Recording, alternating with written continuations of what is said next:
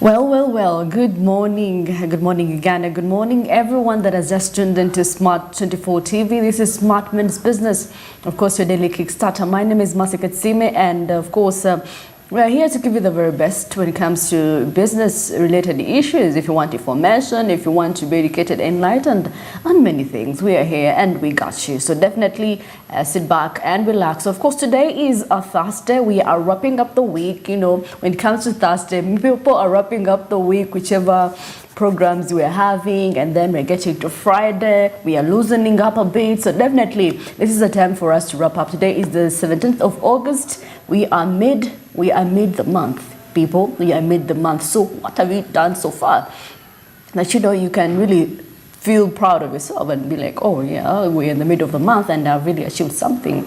You could have done something, or maybe things couldn't have gone your way, but still, regardless, like most people say, we move on. Anyway, and of course, it is 1 minute past 7 a.m. and of course, I'm here to give you the very information that you need, in regards to press reviews. And of course, don't forget to trade with Zabo. And of course, if you want to invest in government bonds and securities, Zabo got you, and they say you can log to them on *292#, and of course you can follow the prompts. There are very many instructions right there for you if you want to invest in government bonds and securities. And of course, the opening time is 8:15 a.m. to 3:15 a.m. That is that is a range of 6 to 7 hours of work. So definitely between those hours, in a few minutes from now, an hour from now, markets on Zabo will be opening. Of course, Alltech East Africa says do something new, and Zabo, my money, my future. And of course, today, taking you through our morning call, we have an interesting thing right here. And of course, exporters set for U.S. market training program. Interesting right there. People are actually, they've talked about value addition, and people are, looking for means on how we can push this, and of course see that we have interesting things in our country, Uganda, and of course government officials coming in to actually make sure that they enforce this. And of course, the training seeks to demystify the intricacies of the U.S. market and empower Ugandan exporters with knowledge to navigate its unique landscape. Such an endeavor is seen as critical, given the vast opportunities the U.S. offers for the business expansion.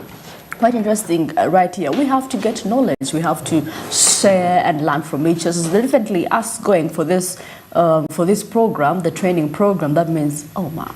So many people are going to they're going to learn a lot.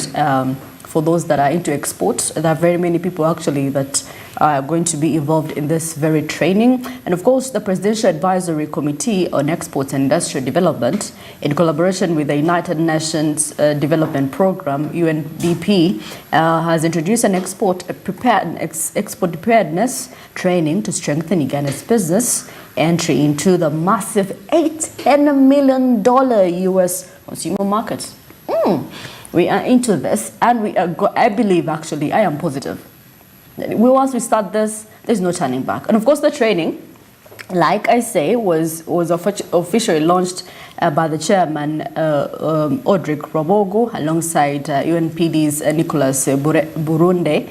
And of course, other dignitaries present were Susan Muhezi of the AGOA Country Response Unit, and of course, very much more. And we had traders, we had the ones for coffee. So definitely, this is saying coffee. Coffee actually was one of the things the president was talking about, adding value to it. And of course, he emphasized the fact that we should process coffee ourselves. We should take it out processed. There is no more taking raw coffee.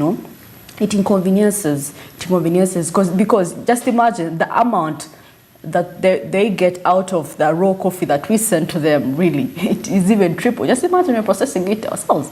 How much more can we get as a country? How much more can we get as farmers doing this? And of course, Rabogo conveyed his appreciation to the president for backing up the export push.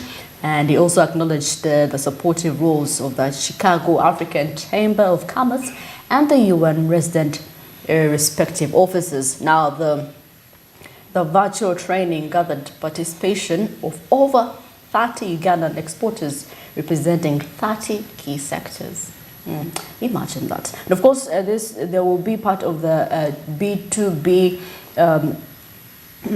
session by the for the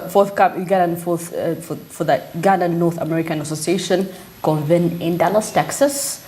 Of course, the prominent attendees are going to be Agnes Nentuze of Seco Design and very much more. So this training is going to attract many various people, those who are into export, those that have actually made sure they're focused much more in export, coffee, clothing, all that, name it all. And I believe this is a good training that will push Uganda to the next level. I mean, I'm joined actually with Andrew Barije, and of course, how are you? How is your morning, Andrew? How was your journey coming to us? Yeah, very good morning to viewers out there. Actually, the morning is fine. The problem with it, it's actually quite a cold one. Quite cool, not so cold, but just a cool one. Though, of course, the sky is kind of put anticipations that it's likely to, fall, something. But well, it's a great one. It's our beautiful country, Uganda, with a different weather, fashions and styles. So that makes it really quite very interesting. And of course, it's yet another business day. And we're here to drive the business. Of course, definitely. Our morning call was focusing on exports. There's a training actually for exporters that is coming up. So they intend to expand and of course share knowledge with the US. It's going to take place in Dallas, Texas. So what is your view on this? Is it a good initiative? It's definitely a good one. It reminds me of I think it was last year, when the Private Sector Foundation in Uganda had a certain understanding, memorandum of understanding with the European Union, and this was actually aimed to train the local producers, manufacturers, such that they can actually be in position to produce the quality that is demanded on the European market. So when I see such an initiative, though I don't know how far they went with it, because as much as we as a country, Uganda, we've been really great victims when it comes to our products being neglected. Yes. Even in our very own community, East Africa. Exactly. So when I see the exporters are putting an initiative to some sort of get a market training program, here, according to the look of that, it's more of marketing skills. But you see, there is this other aspect of it which can actually communicate the skill. Because if you have what it takes to give out there, that means you're not going to have to speak a lot for what you do. Yes, what you do will speak for itself. Exactly. So that is something that is very key. And now, setting for the US market program, of course, this is to empower with knowledge to navigate the unique landscape in there. And such an endeavor is seen as a crucial given the past opportunities the US offers for business expansion. The first was with the European Union, now this is the United States of America, to ensure that. But I saw something recently, I think about US denied exportation of Kenyan, I saw something, some Kenyan exports that were halted by the US because of the quality into that. So I think there were jeans, the clothes for babies. Clothes for babies that were turned down, because, of the materials that they used to make them. So you can see all those qualities, not only just Uganda, but it's an African issue, So when we have such initiatives to the markets which we export to, can actually give us that endeavor to get that platform that is necessary. I believe we should embrace it. That is, it's also one thing for an initiative to be in place, but it's another aspect when it's actually being taken up. I mean, people receive it. How do you receive it? Yes, it comes. Do you receive it? It's very key, and it's a matter of people who represent us for such trainings. Actually, I must say, you need to go back to the drawing board and go to the people and educate them further. It only starts with us. It only starts with us. So we have to support. If we imagine I was maybe the head of whatever export company, I would go, because I know I deal in maybe coffee. I'm not a farmer. I have to go back to those locals and give them knowledge on how to do things that I can have quality as well. Absolutely. So that we benefit at the end of the day. Actually, I was watching a video yesterday, and they were saying a potential that we do have is in food processing, but we have not taken initiative actually. If we could focus on food processing, definitely we could be by far one of the richest continents. But what we do is we just get the way it is, we just send the raw products the way they are. But just imagine the amount of money we could have if we processed our very own products. Absolutely. For instance, coffee. We could get the equipment, we could get, what is that thing that is drawing us back? What is it? What is big? Of course, majority of the stakeholders put this responsibility to the leaders that are in charge to make sure that, the coordination and all that, because people can really benefit from these such initiatives, but it's just a few people. And that's why you get to realize that once people don't benefit from these exact programs that they think should help them, that means the aspect of brain drain in Uganda is going to be inevitable. Definitely. Because once I'm frustrated by my business that I'm doing in here, I'm going to think of getting a visa to go and probably hustle from out there. And, or I'm going to find myself stuck in a place of fearing to do business, and I'm going to choose to be employed. But you see, like they always say, okay, the jobs that we are all looking for have been there for quite some time. Because majority of the newcomers in the industry right now, like I'm talking about companies that are just rising up, it's going to be hard for them to sustain.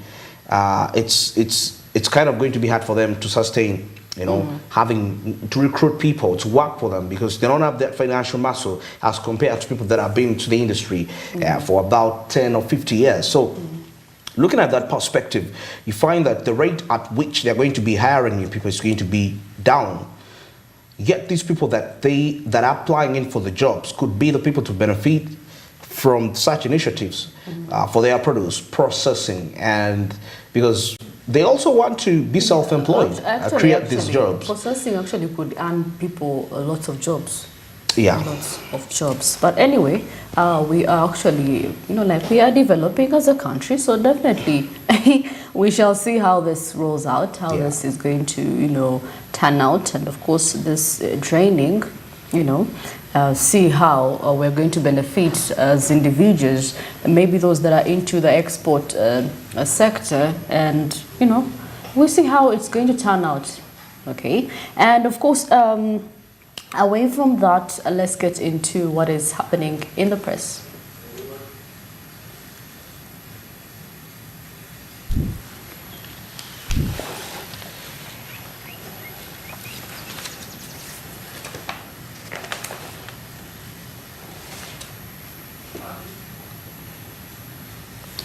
Well, with me, I have the Daily Monitor, and Andrew will take us through the new vision. And of course, in the Daily Monitor, headline here says Museveni orders swamps drained of fishy investors. And of course, environmentalists, however, say that presidential orders have to be backed by actual follow-through actions, including arrests and persecutions of those who degrade the environment to be effective. We are calling for a greener environment, such things that, going to swamps and draining the swamps and having industries set up or buildings set up, it's not healthy for our environment. We need to get the weather. I think that is why we have problems with weather change, seasons changing, because our environment has been degraded deforestation is high. People are investing into charcoal business. Where is our country heading to? Well, of course, furthermore, court puts an end to illegal eviction of Vivanja holders. Much more if you get yourself a copy of the Daily Monitor. And of course, government fails to recover 130 billion shillings youth funds. Wow. Now the Minister of Gender and Labour Social Development is struggling to recover 129 billion lent for young people under the Youth Livelihood Program. Imagine that. The money's there, but what are the youth using the money for? Are they eating it?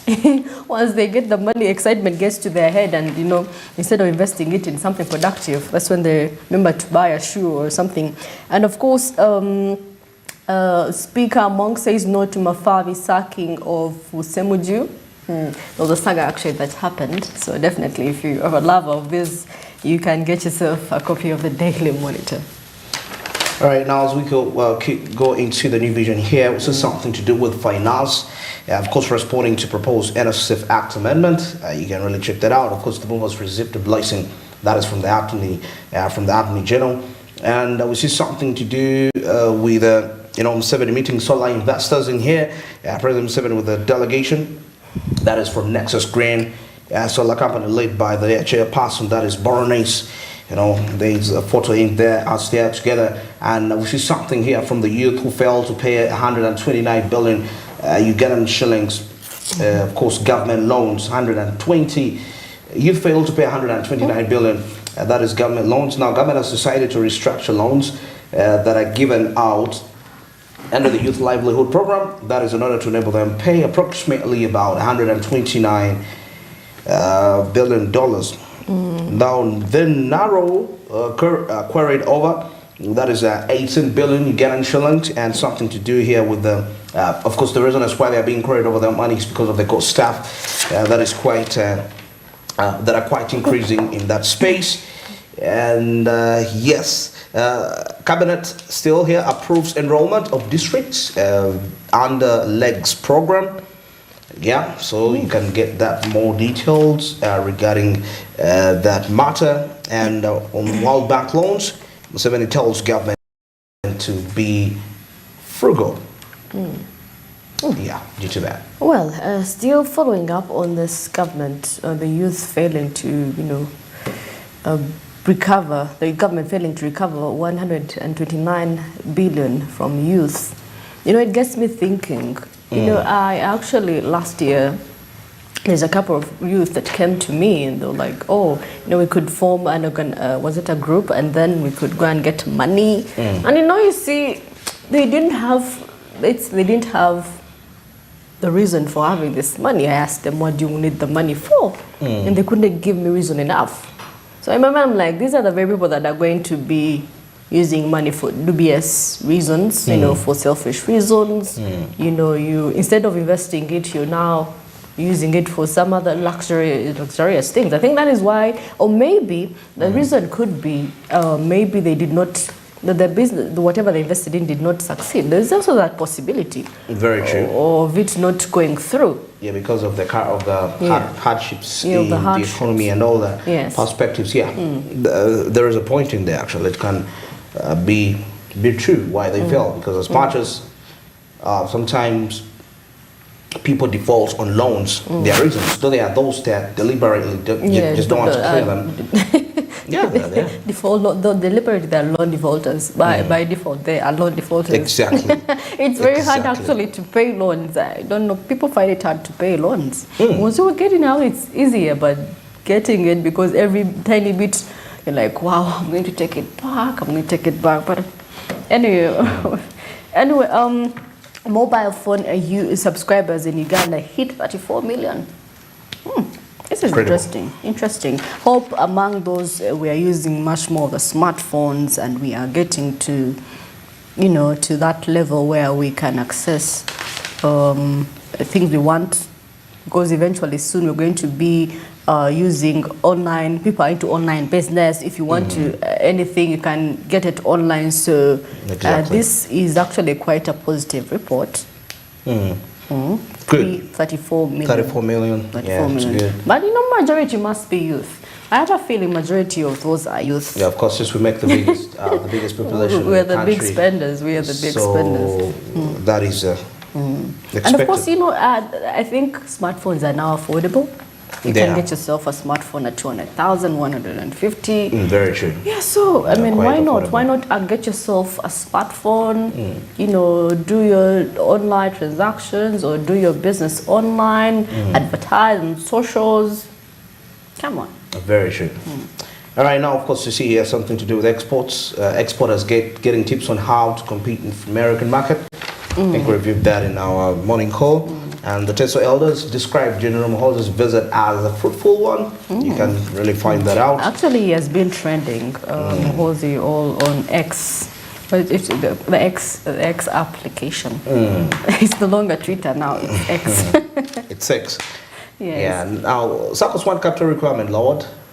Still that. Due to, capital requirement lowered for them. So you find that out when you grab yourself a copy of the new vision. And the government proposes 1 billion Ugandan shillings, that is for illegal use of explosives. Yes, proposes 1 billion Ugandan shillings for illegal use of. You can really get to see that. And of course, something here says that if passed into law, individuals who illegally use or possess explosives under the Explosives Bill 2023 will be fined 1 billion Ghana shillings or in prison for about 10 good years. Yes, and that is it for our press updates. Now let's switch our eyes and take a look at the traffic. And the images that you actually observing there coming in from the fairway traffic lights. As you can see, our very fast observation comes towards the John Babia route. And it's commonly known for linking up to areas like the Kanducha Street and the Kamocha. Definitely, there's a roundabout in that side. You can, link up there and continue. But according to the look of things here, it looks, it's mild.